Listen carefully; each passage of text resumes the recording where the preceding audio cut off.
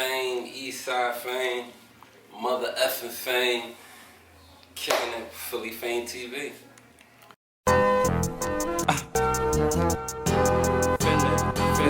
Philly Fame.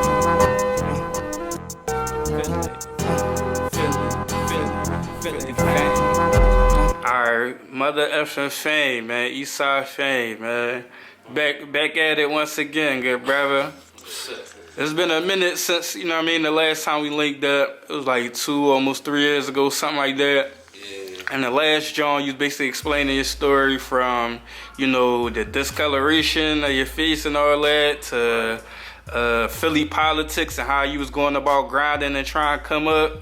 Right. To later on, you was talking about how, you know, you was in the streets at one point and you got into construction that pretty much saved your life and all that. Right. So let's start right there. Like, fast forward a couple years later, you still doing the construction thing? Yeah, like right after that, we did that interview. I had started a company, like a Eastside Construction, and I was like I started the company because I'm in the concrete, like I'm good with concrete pavements and all that in streets. So I started the company as a concrete company, like trying to get into the highways like I-95 and the boulevard and all that, but I got caught up in fixing up cribs, fixing up houses. Like people saw construction company when I was giving the cars out, and I was only getting calls for remodeling houses. So I was doing that, and doing that I needed certain licenses I needed, so I had to get back in the union, because the union pay you to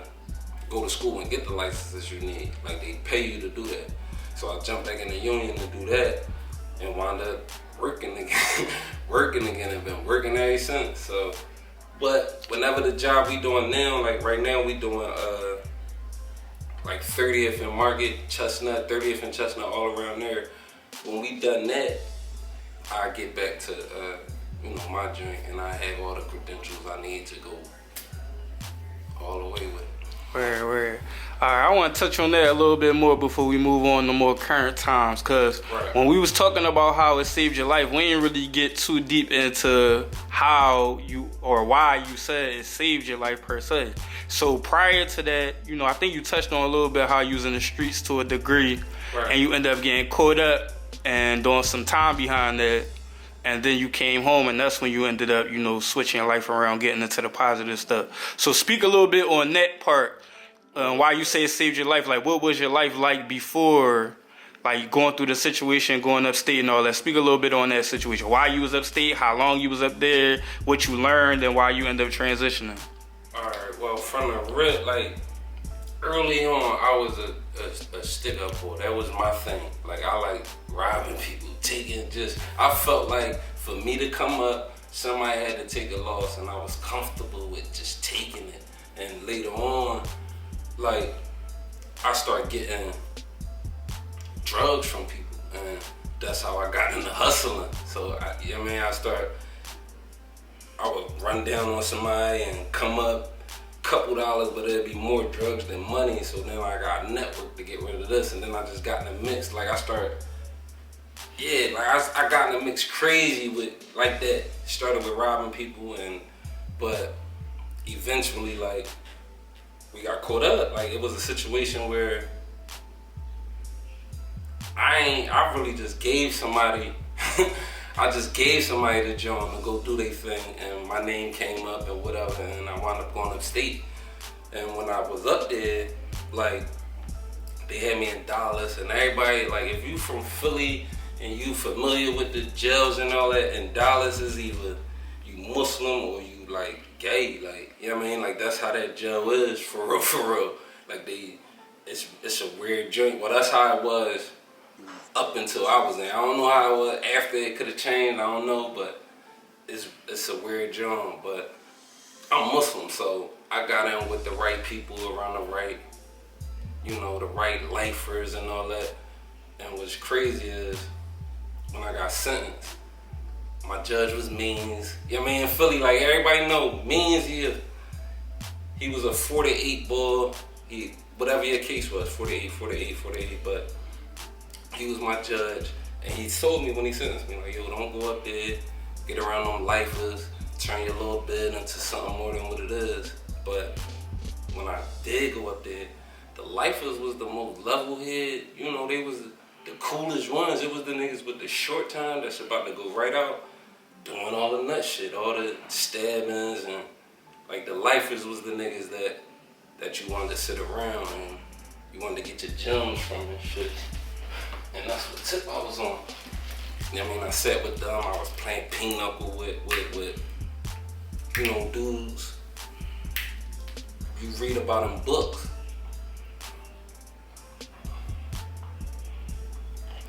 Like dudes like, you know, in the Philly history, like the old gangster days back in the 70s, the 80s. Them dudes, I'm sitting playing head up pinochle with them, you know, taking the game from them. And how they was kicking it to me was, get away from, like, unless I want to be in their spot, get away from it. It's other ways. Like, there's other ways to get rich or to live comfortable without breaking the law. And when I came home, I saw them, they wasn't lying, you know what I mean? Right. So how long you ended up doing altogether, and explain briefly like the transition when you first came home, what it was like for you before you found, you know, the construction and all that? Well, like my family been in the construction forever. Like Local 57 is down 6th and Spring Garden. It's a labor union, and like my grandpa, you know, rest in peace, he passed. But he was like the president back in the day. And he got my uncles in, they got my pop in, and it's just been a family thing. Like I kind of grew up in the union already. So that's how I got into that.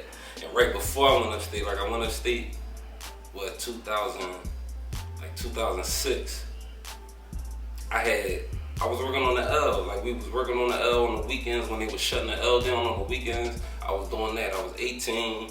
I just got in it, but I still was taking my money and doing street stuff with it, like taking my checks and doing whatever. And now it really don't matter because I always got a check coming. So now I could, you know, I could really blow bread or whatever the case. But our quarter joint went up, and when I came home, I knew I had that to fall on. So I dove right in. Like I made my phone calls. Like, yeah, I need to get back to that, and that's what it was.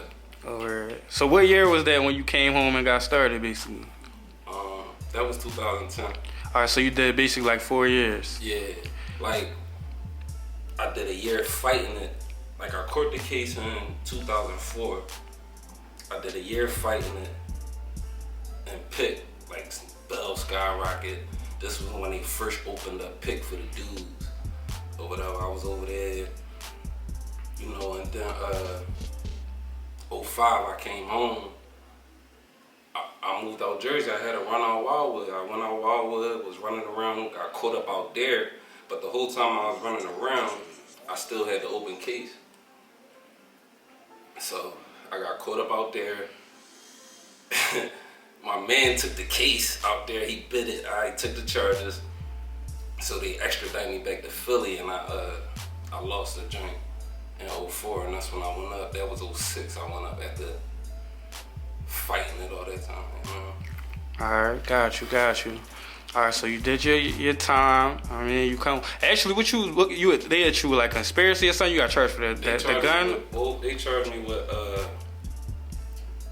conspiracy to commit and robbery. Possession instrument of crime. They dropped it down to that. And I got a 2.5 to 5 with like a long ass probation tell. But I wound up doing like 4 years and 6 months out of it. Like when I finally got parole, I only had to walk off like 6 months, and 3 of that was in a halfway house. So I mean, that shit went hard, but I'm still on probation to this day. Like I maxed out in 2010. It's 2020. I'm still on probation for the shit. You know what I mean? Right. Alright, so like I was saying, did your time. I mean, you came home. You know, you got into the construction. Then you got into the rap. The rap shit. Started doing your thing with that. So a few years passed, like I said, since the last time we linked up. and just briefly explain what your grind been like the past few years with the music and all the other stuff you doing. I'm gonna get to the comedy skit joint you've been doing with the animation joint, but what the music grind been like for you in the past like two years? It was a roller coaster, but what I learned now, like, is I really got fans. Like, before I was caught up in, I want to say, like, other rappers. Like, I don't know. When I put music out and I would go to tag people, it would be other artists. Like, I don't know what I don't know what it was about, but that's what I was caught up in. Like, I was caught up in that little tornado thing, and then eventually I started seeing, like, I got fans outside of other artists. I mean, I could put something out and I don't have to tag nobody, and to still get love. And once I start seeing that, a lot of shit changed. Cause like, when you start showing love to the fans, the people, let's say they not a fan or whatever the case may be, they don't want to support you or whatever, they just another artist or whatever the case may be, they just not a fan of you. Once they see you showing love to the fans, some of them might want that love too, and come on over and just fuck with you just as a fan of your shit and not as like a peer or whatever the case may be. But that's what I start peeping, like, and that's why I'm working on what I'm working on now. For them, like, for the people who really are like fans of my shit, like like, they know my sound, they into what I'm into, and that's what I'm about to do this joint for. Like, that's where I'm at now with the music shit. Right. And now you've been like lately, I don't know at what point you started it. I do remember when you started, but I don't remember the exact time frame it was. But I do remember when you started doing the animation comedy skit joint. It was called The Famous Corner or something like that. Yeah, The Famous. I started that joint, I think, the end of 2018. I think it was. So like a year and some change, year and a half, like less than 2 years, yeah. Right. And I've been seeing them Jones, and you kept it consistent for a little while, and they've been picking up, some steam. As far as like the views, the comments, people showing love to it. So speak a little bit on what made you do that and what you ultimately try and do with it. Yo, your baby mom be wildin' on OnlyFans. It's only like $250. Nigga, soda bottles, spray paint cans, paper towel rolls, hoagie roll. Alright, hit me back. The Bull Fame, what's up? My nigga Big Cat with the junkie raps, what's up with you? Oh no. What made me do it was, shout out Karma, that's like my little niece. Shout out like my niece, but she wanted me to make a cartoon for her. So I'm going through all these apps trying to find a cartoon I could make with her, and I found the app I use, and she dipped on me. Like, kids, they get distracted. So when I found it, I'm telling her, and then she wound up doing something else. So I'm sitting there trying to figure this joint out and was playing with it.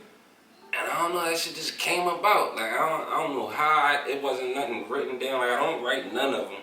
Like, I want to say they be freestyles, like the ideas be freestyles, and I probably just go over what I'm going to say a couple times so it sound right, but I don't write none of it down. That shit just came about. I went on Google, I typed in Philly Poppy Store, the one that you see in the cartoon, that's the one that stuck out the most, so that's how I picked that. It just, like, when I scroll down, that one stuck out, so I'm like, alright, it's bright enough, I guess, I don't know, but I went with that.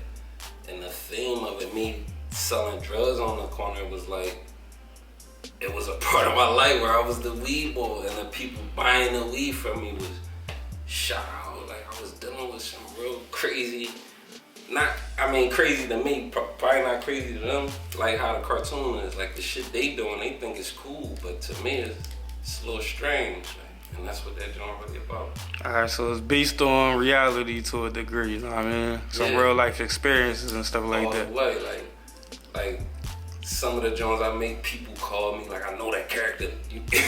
I know that's me. You know what I mean? You out of pocket. I'm like, I ain't say your name. I don't, like, what make you think it's you? But there's a lot of, like, reality-based shit in that joint. Alright. So go ahead and plug like where they can find it. So basically it's on your social media. So go ahead and plug your Instagram, plug where they can find your music and stuff that you already got out, or your videos, plug everything for people who ain't familiar, I mean. Yeah, like on social media, Instagram is Mutha Fn Fame. That's Mutha Fn Fame 267. That's on Instagram. The cartoon on there.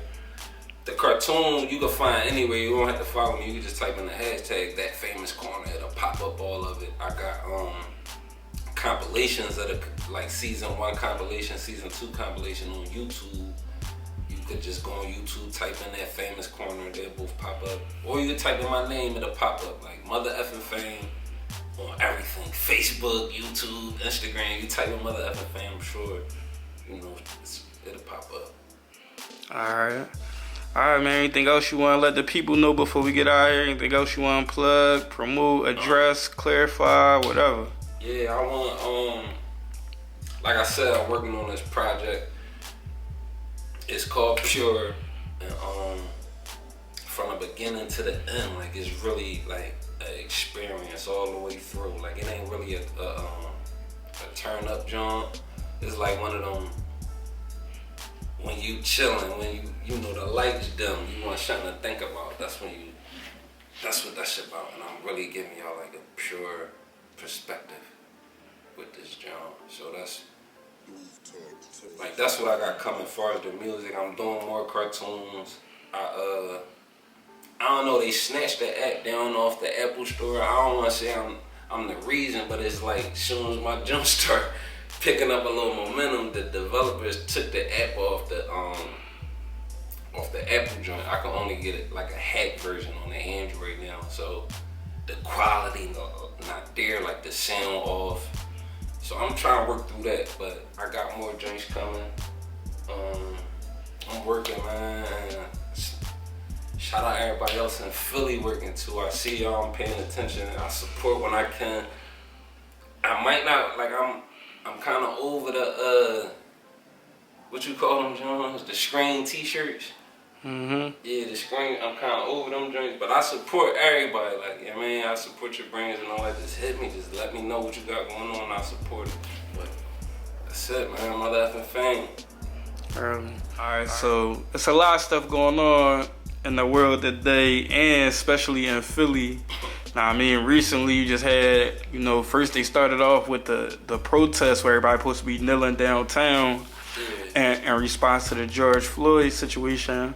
And then next thing you know, riots start popping off, cop cars start getting lit on fire. Now, I mean, people was looting, all type of stuff going on in the city. So what's your thoughts on that whole situation?